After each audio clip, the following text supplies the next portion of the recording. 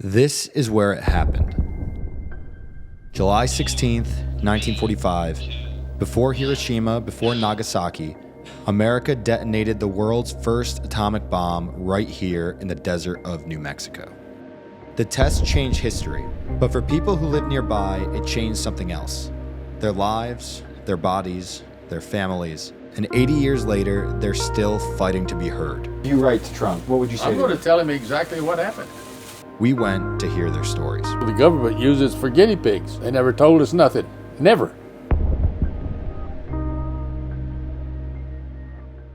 The Manhattan Project was one of the most secretive military operations in history. It brought together 130,000 people, including the country's top scientists, to build an atomic bomb before the Germans. At 5:29 a.m., they detonated the first atomic bomb at a site they called Trinity. The flash was later calculated to be brighter than 1,000 suns. Miles away, a young girl, blind from birth, saw the flash. Men at the site felt the heat of a desert sun. The roar followed, a cascading thunderclap that rolled and boomed out across the desert.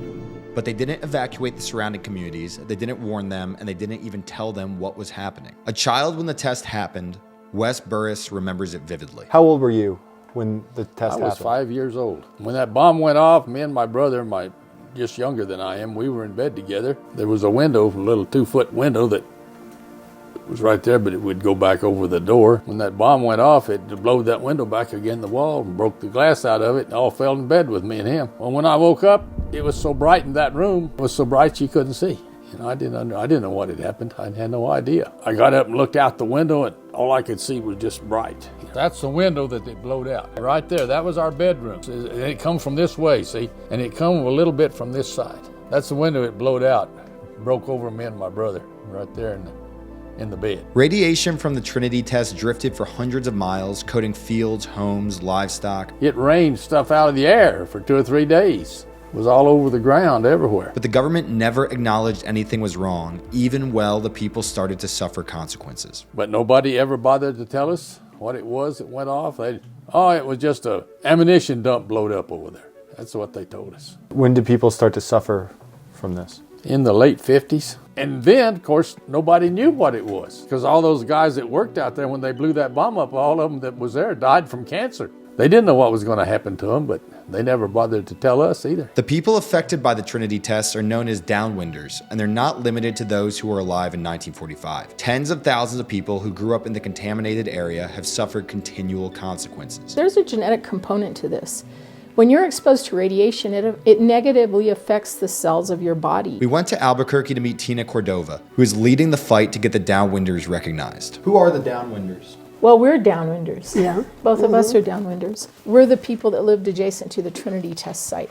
We're the people that lived as close as 12 miles to the Trinity test site. We were the people that have lived here for hundreds, if not thousands of years. And we're the American citizens that were exposed to the first atomic bomb and the first radiation as a result of atomic bomb any place in the world, and essentially we've been dying ever since. Tina and others are pushing for an expansion of the Radiation Exposure Compensation Act, known as RECA. It is again apparent that Congress will fail to pass the Radiation Exposure Compensation Act. Congress will again fail to compensate those Americans who have been exposed by their own government to nuclear radiation, to nuclear testing, to nuclear waste. And so I am here again to remind this Congress again why it is vital, why it is a moral imperative that Congress, the House in particular, act without delay. Have this grand acknowledgement on the part of our congressional members and our governor, but then you have people like Speaker Johnson,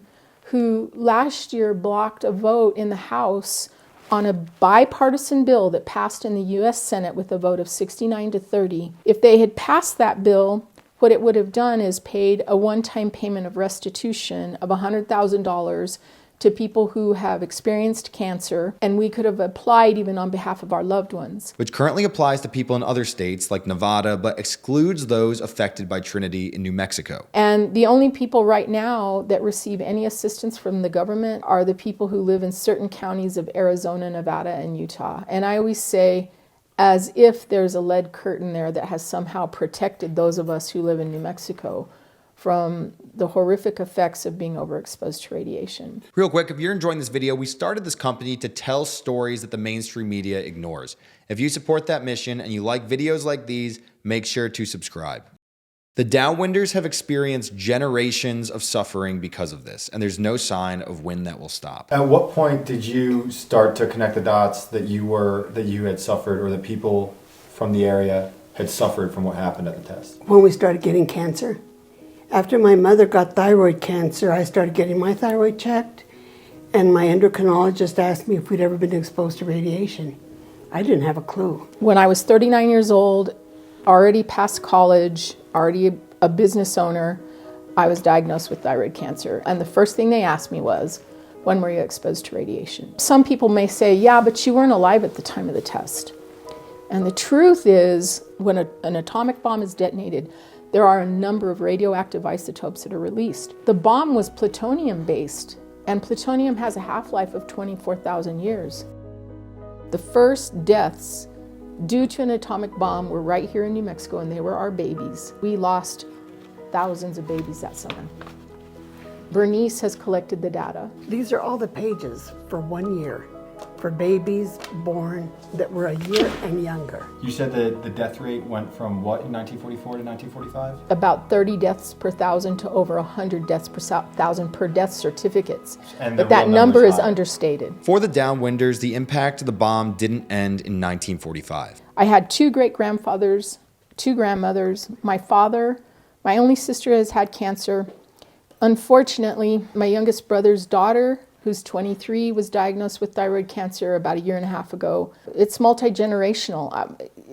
It doesn't end for us. Your 23-year-old niece was diagnosed with thyroid cancer. Yes. How is it that she is still a victim of the Trinity test? There's a genetic component to this. When you're exposed to radiation, it negatively affects the cells of your body. It breaks DNA chains. What happens is that gets translated through your genetic footprint. All of us have the genetics for this now. We all do. And what we say to everybody is that we don't wonder if we're going to get cancer, we wonder when it's going to be our turn or who's going to be next in our family. Because my oldest sister was born on the 30th of July after that bomb went off. And she just passed away here about 2 months ago she had a growth in her head big as my fist, which killed her, and that was from the darn bomb. It's in your blood. It don't never go away. My second sister, she had breast cancer and everything. And when she had a little girl, she had cancer. She had, what did they call it, leukemia, when she was a baby. She got it from her mom, because it's in her mom's genes. The only way I get rid of it is when all of them die off. The Downwinders say they don't want any sympathy. All they want is truth and justice. Never been on anybody in the government that has brought it on and said, hey, we're going to pay for that. They didn't do nothing for you. They just took you as a guinea pig and that was it. Tina said she had someone that was in direct contact and she could get a letter directly to President Trump. If you write to Trump, what would you say? I'm going to tell him exactly what happened. They've never told the truth about that day or subsequently. In New Mexico, the government has never come back to follow up on the people that were living so close by. Our government counted on us to be uneducated, unsophisticated, and unable to stand up for ourselves in 1945, but we're not those people anymore. We know what we know. The bill that we're trying to pass in Congress is estimated to cost $50 billion over 10 years. Right now, our government spends $50 billion annually just maintaining our nuclear arsenal. That's not adding to it, that's essentially putting our nukes to bed at night. And so they have turned us down for compensation. They don't view us as important in the big scheme of things. And I always say those hunks of metal that they put to bed every night are more important than these hardworking tax-paying American citizens that basically have given our lives to this. So while the Trinity test marked the beginning of the world's atomic age, for New Mexico, it marks something else. The beginning of a century-long tragedy that shows no signs of stopping. Thank you for watching this video. If you want more of our mini docs, make sure to subscribe. We have an international trip upcoming from Pakistan, some amazing content coming out there. Smash that subscribe button to get more of these videos.